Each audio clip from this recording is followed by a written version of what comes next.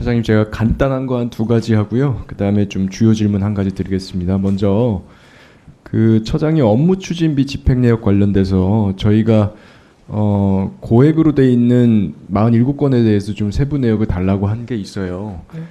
네, 이게 제가 달라고 한 취지가 뭐냐면요. 이게 다 식당에서 사용된 내역인데 이 중에서 보면 비교적 고가의 음식만 판매하는 식당들이 있어요. 그래서 거기서 파는 가장 뭐 저가의 음식으로 소비를 했다고 하더라도 소수의 사람들이 고액이 나올 수밖에 없는 식당들인데, 여기 보면 이게 고액이 나오고 나니까 너무 고액이어서 명수 때문에 고액이 된 거라고 바꿔서 17명, 18명 기재한 게 아닌가 이제 의심이 되는 내역이 있어서 제가 요청을 한 거니까 요거를 좀 해소할 수 있는 자료를 추가로 제출을 해주시면 좋겠습니다. 가능하시겠죠? 네. 예. 그 다음에 두 번째는 지금 법제처 직원들 중에서 아마 기간제 근로자들이 있는데 시간의 수당이 지급이 안 되고 있나 봐요. 근데 이거에 대한 이제 지금 법제처 입장은 야근을 안 했다 이런 입장인 건 제가 알고 있습니다만, 뜯어 보니까 예를 들어 법제지원국 같은 경우에는 일반직 공무원 39명, 기간제 근로자 9명 이렇게 근무를 하는데, 일반직 공무원 같은 경우에는 연간 평균 200만 원의 이제 시간의 수당을 지급을 받는데, 나머지 기간제 근로자들은 같은 국에서 일을 하면서 그러면 일하다가 중간에 기간제 근로자들은 딱 6시 되면 퇴근 가라 이렇게 하고 있는 것인지, 아니면 야근을 사실은 했는데 이게 공짜 야근이 된 것인지 이걸 조금 더 확인을 하고 싶어요. 그래서 그 야근 여부에 대해서 확인할 수 있는 자료를 좀 내주시면 좋겠습니다. 가능하시겠죠? 예, 그 제출하겠습니다만 네. 예산이 없기 때문에 네. 지금 말씀하신 대로 기간제 공무원들에 대해서는 야근을 안 시킵니다. 네, 한번 확인을 좀 할 수 있도록 해주시면 좋겠습니다. 네. 자, 그리고 작년에 저희 국감 때 심사 경과 보고서가 큰 문제가 됐습니다. 기억하고 계시죠? 네. 네.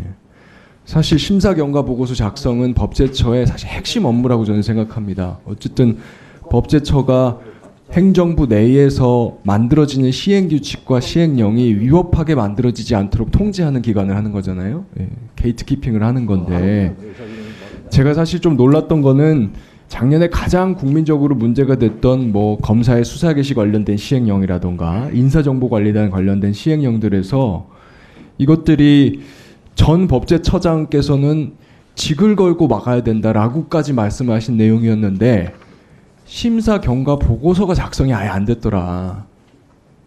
이 검토 보고를 하는 걸 주된 의무로 하는 기관인데 보고서도 작성이 안 됐다라고 하는 거에 제가 너무 놀랐던 거고요.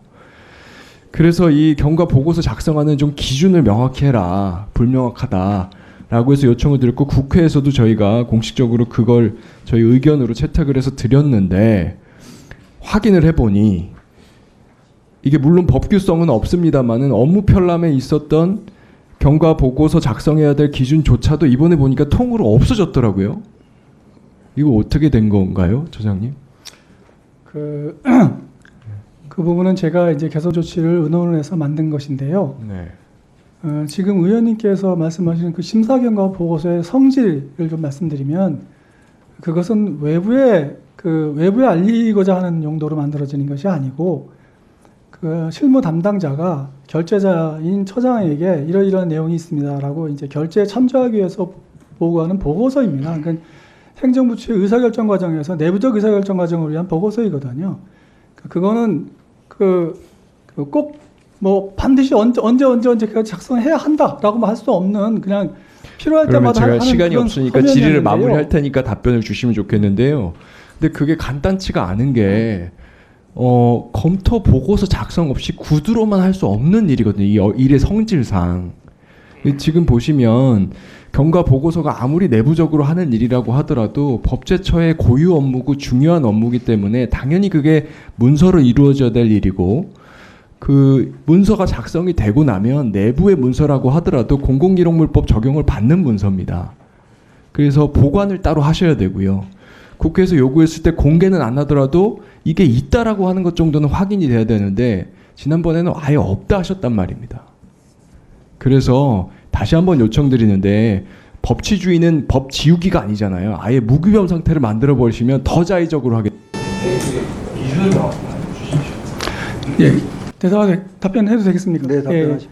지금 말씀하시는 그런 그 의원님께서 말씀하신 취지를 저희가 그 감안을 해서 지금 의원님께서 말씀하시는 것은 이게 외부적으로 가치 있는 문서일 수 있다는 거지 않습니까? 예를 들면 뭐 법령 해석에 문제가 됐을 때 만약에 심사 과정에서 어떤 쟁점이 있었는데 그 쟁점이 어떻게 해소돼 가지고 문안이 만들어지면 그게 나중에라도 이제 법령 해석에 참고가 될 수 있지 않습니까? 뭐 그런 취지를 말씀하신 것으로 저는 그 받아들였고요. 그래서 이번에 그러려면은 적어도 이게 외부에 공개되는 걸 전제로 하는 문서로 성질이 바뀌어야 되거든요.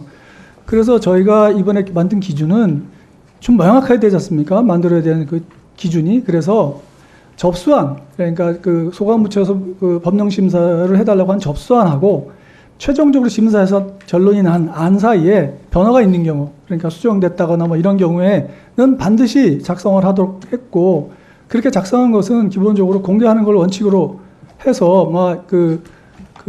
국회에서 만약에 심사 경과 보고서가 작성된 것을 뭐 보여달라 하면 보여주는 것도록 그렇게 업무를 개선하려고 하고 있습니다.